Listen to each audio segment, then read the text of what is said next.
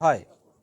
বাহিনী কিন্তু যেমন এবারের নির্বাচনের বিশেষ দিকটা হলো যে আমরা নির্বাচনের পূর্বে যথেষ্ট পরিমাণে আমরা প্রশিক্ষণ দিয়ে এসেছি এবং আমাদের সকল বাহিনীর সকল সদস্যকে প্রশিক্ষণের পাশাপাশি যথেষ্ট পরিমাণে আমরা তাদেরকে দায়িত্ব, কর্তব্য এবং তাদের এলাকা এগুলো সম্পর্কে যথেষ্ট পরিমাণে ওয়াকিবহাল করে নিয়েই এখানে এসেছি।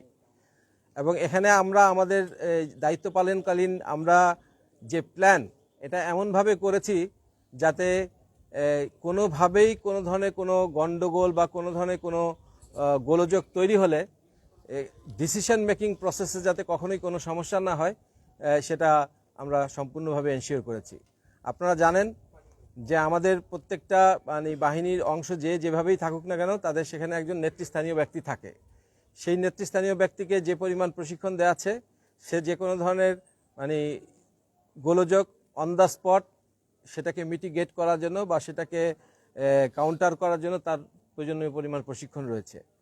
এছাড়াও আমাদের যে যোগাযোগ ব্যবস্থা আছে যেখানেই থাকুক না কেন আমাদের যে একটা কন্টিজেন্টের যে নেতৃত্বস্থানীয় যে কর্মকর্তা থাকবেন তার সাথে যোগাযোগ করার ব্যবস্থা আমাদের প্রত্যেকটা কন্টিজেন্টে বিদ্যমান রয়েছে এবং কন্টিজেন্ট থেকে আমাদের সদর দপ্তরের সাথেও ইনস্ট্যান্ট যোগাযোগের ব্যবস্থাও রয়েছে। সুতরাং এই ধরনের চিন্তা করার কোনো অবকাশ নাই যে একটা গোলযোগ তৈরি হয়েছে এখানে সিদ্ধান্ত পাওয়া যাচ্ছে না, এই ধরনের কোনো সুযোগ এবার অন্তত পক্ষে নেই। কারণ আপনারা সবাই জানেন যে এবারের নির্বাচনে কিন্তু গত যে কোনো নির্বাচনের থেকে বেশ কিছু আলাদা আপনার সিস্টেমস এমপ্লয় করা হচ্ছে। যেমন বডি ওর্ন ক্যামেরা আছে, তারপরে আপনার মনে করেন যে আমাদের এই ড্রোন সার্ভেলেন্সের মাধ্যমে আমরা বিভিন্নভাবে আমাদের মনিটরিংয়ের ব্যবস্থা আছে এবং আমরা বেশ কিছু উন্নত প্রযুক্তির যোগাযোগ ব্যবস্থা নিয়ে এসেছি যেগুলো আমি এখন সবাইকে বলতে চাই না, যেটার মাধ্যমে আমরা যে কোনো পরিস্থিতিতে আমরা যে কোনো জায়গা থেকে যোগাযোগ করতে আমরা সক্ষম। আমাদের স্যাটকম পর্যন্ত এখানে থাকবে যাতে যদি ইন্টারনেট ফেল করে, মোবাইল টাওয়ার ফেল করে, বাংলাদেশ কোস্টগার্ড স্যাটকমের মাধ্যমে যোগাযোগ করতে পারবে। সুতরাং যেখানে কোস্টগার্ড ডিপ্লয়েড থাকবে সেখানে যোগাযোগ ব্যবস্থার অভাবে বা ডিসিশনের অভাবে কার্যকরী ব্যবস্থা নেওয়া যাবে না, সেটা হওয়ার কোনো সুযোগ নেই। ঠিক আছে। এখানে যেমন সন্দ্বীপে আমাদের দুটা বাহিনী কাজ করছে, বেসিক্যালি নৌবাহিনী এবং কোস্টগার্ড। আর যেটা সাধারণ যেটা নিরাপত্তা বাহিনী প্রত্যেকটা জায়গায় আছে, পুলিশ এবং আনসার, সেটা তো আছেই। সো এখানে বেসিক্যালি আমরা 4টা বাহিনী কাজ করছি এবং আসার পর থেকে আমাদের আসলে ডিপ্লয় হওয়ার কথা ছিল 8ই ফেব্রুয়ারি থেকে, বাট আপনারা সবাই দেখেছেন যে আমরা 18ই জানুয়ারিতে চলে আসছি। তো এত আগে আসার কারণটা কি? এত আগে আসার কারণ একটাই, সেটা হলো যে আমরা চাই যে এবারের নির্বাচনটা যাতে একটা এক্সাম্পলারি ইলেকশন হয় বা নির্বাচন হয়, যাতে প্রত্যেকটা মানুষ যারা এখানে এই এলাকায় বা যেই এলাকায় বসবাস করুক না কেন তাদের মাঝে বদ্ধমূল ধারণা তৈরি হয় যে আমরা নির্ভীক চিত্তে উৎসবমুখর পরিবেশে আমরা আমাদের যাকে খুশি তাকে ভোট দিব। এবং জলদস্যুতার একটা প্রভাব রয়েছে। জি, অন্যান্য নির্বাচনেও সেই জলদস্যুরা প্রভাব বিস্তারের চেষ্টা করেছিল। এইবার নির্বাচনে আপনারা বিশেষ কোনো ব্যবস্থা নেবেন কি? আমাদের বিশেষ ব্যবস্থা তো সবসময়ই ছিল এবং থাকবেও।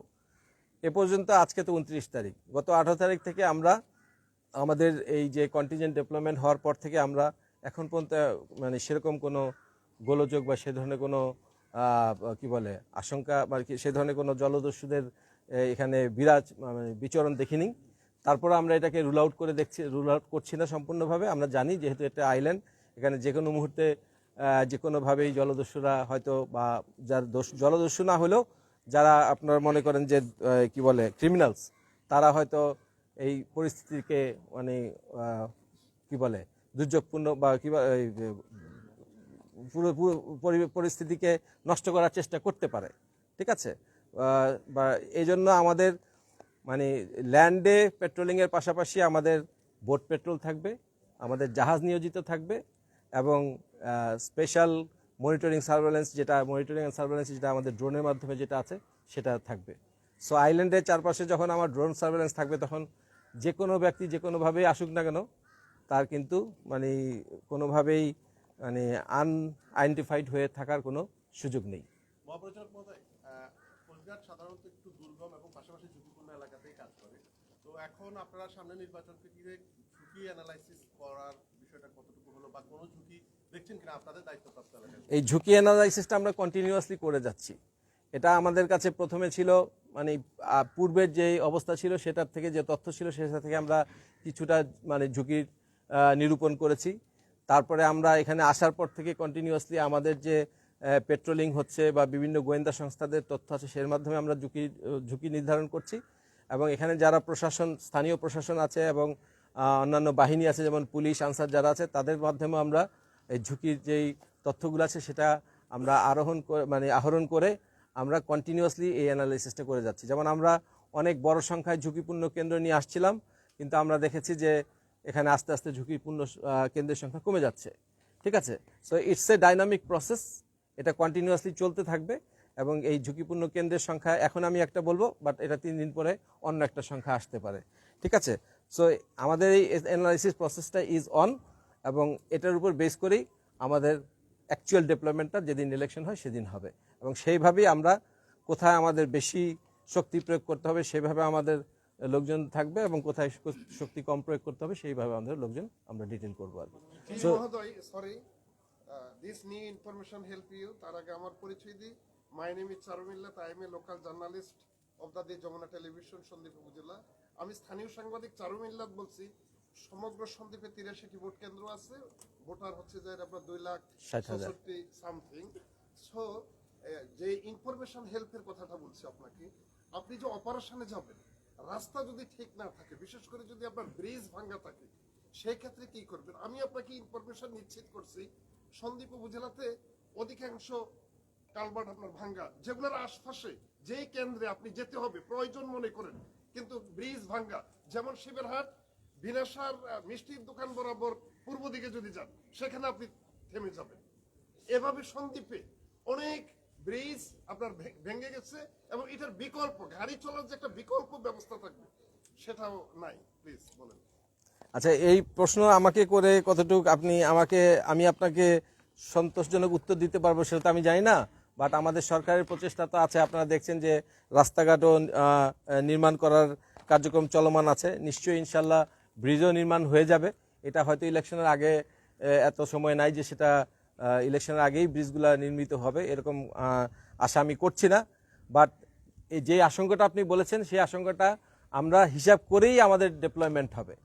সো আমাদের যেটা হবে, আমরা যেটা দুর্গম বা যেগুলা ঝুঁকিপূর্ণ বেশি মনে করি সেখানে আমার লোকজন কেন্দ্রের আশেপাশেই থাকবে।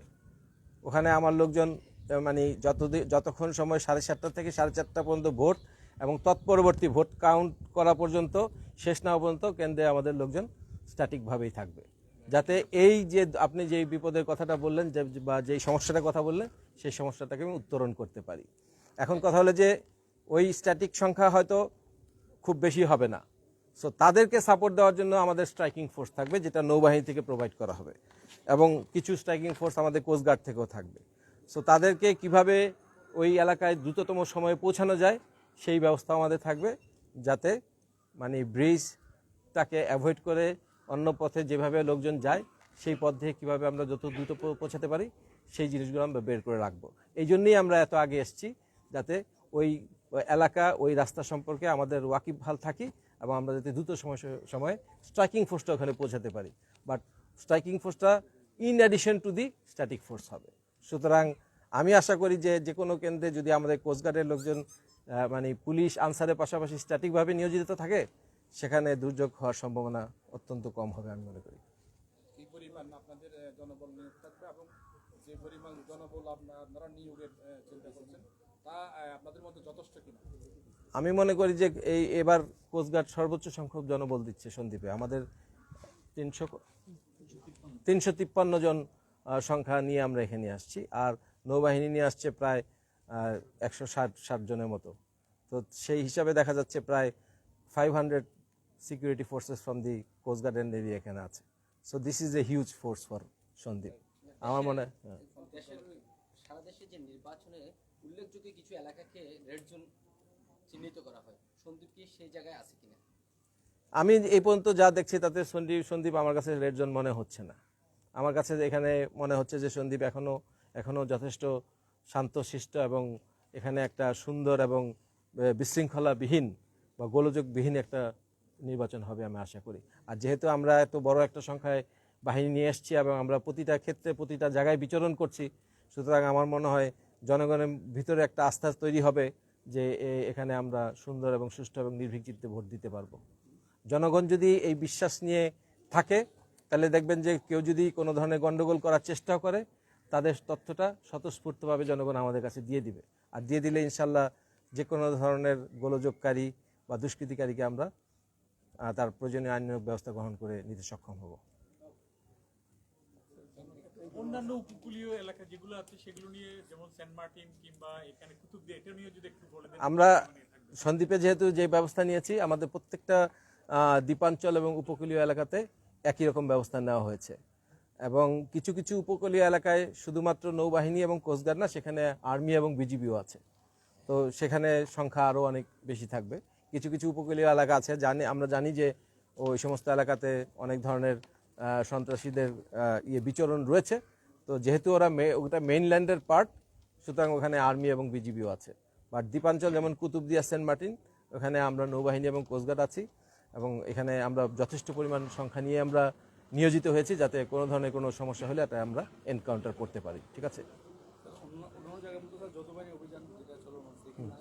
হ্যাঁ, আমরা তো এখানে যৌথ বাহিনী, নৌবাহিনী, কোস্টগার্ড যৌথ বাহিনী আছে এবং পুলিশকে নিয়ে আমরা করছি এবং 2টা মহড়াও হয়েছে আমাদের ইউএনএর নেতৃত্বে এবং এই ধরনের মহড়া আরও কয়েকটা হবে যাতে এখানে যারা জনগণ আছেন তাদের মনে একটা কনফিডেন্স বিল্ড আপ হয় যাতে কোনো ধরনের কোনো সমস্যা ইনশাল্লাহ এখানে হবে না। নির্বাচনে যাতে অবৈধ অস্ত্রের ব্যবহার না হয় সেক্ষেত্রে আপনারা উপকূলীয় এলাকাগুলো বা বাইরে থেকে সীমান্ত এলাকা দিয়ে যাতে ঢুকতে হবে সেই জন্য আপনাদের মনিটরিং ব্যবস্থা কেমন আছে?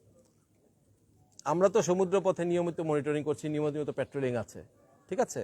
সুতরাং সমুদ্র পথে যাতে কোনো ধরনের কোনো অস্ত্র বা অবৈধ অস্ত্র না ঢুকতে পারে সেটার জন্য আমরা নিয়মিত টহল, মনিটরিং, সার্ভেলেন্স সবই চালিয়ে যাচ্ছি এবং আমাদের যে সমস্ত এলাকা দিয়ে যারা সাধারণত আছে ঢুকে, ওখানে আমাদের অনেক সাফল্য আছে যেটা হয়তো আপনারা পত্রপত্রিকা ঘাটলেই জানতে পারবেন। ঠিক আছে। জি, থ্যাংক ইউ।